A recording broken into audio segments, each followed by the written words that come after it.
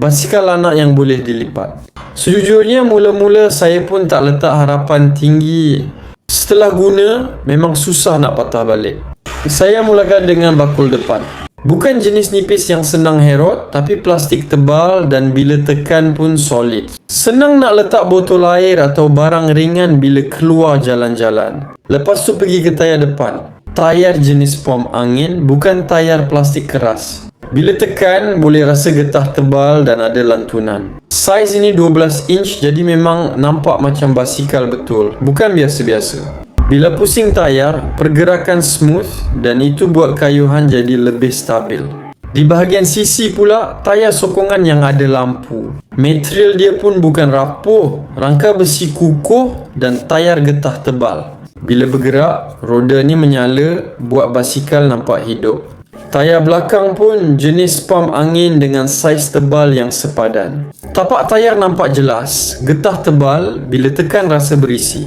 Ini jenis tayar yang boleh serap hentakan. Naik sikit ke bahagian seat, depan dan belakang.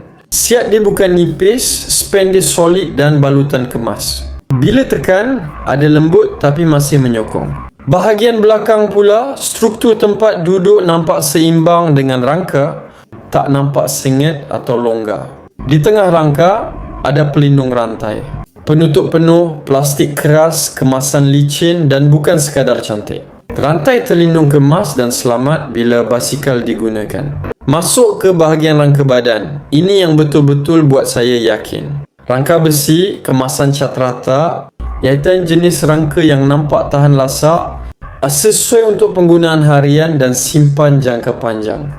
Naik ke bahagian handle, dia guna handle besi dengan brake tekan yang responsif. Bila brake, ada tekanan yang jelas dan bila lepaskan, dia kembali cepat. Bila pegang, rasa selesa dan tak sakit di tapak tangan. Part paling menarik ialah mekanisme lipat. Besi pengunci tebal bukan jenis nipis. Bila tolak, rangka mula bergerak dengan lancar tanpa sangkut.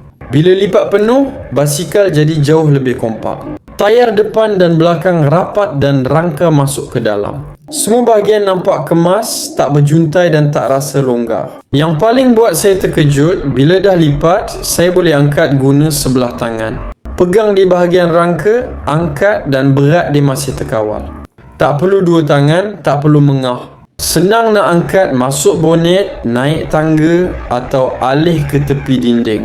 Bila nak guna semula, buka balik lipatan, tarik rangka, sambungkan dan kuncikan semula mekanisme. Bunyi kunci dia padu.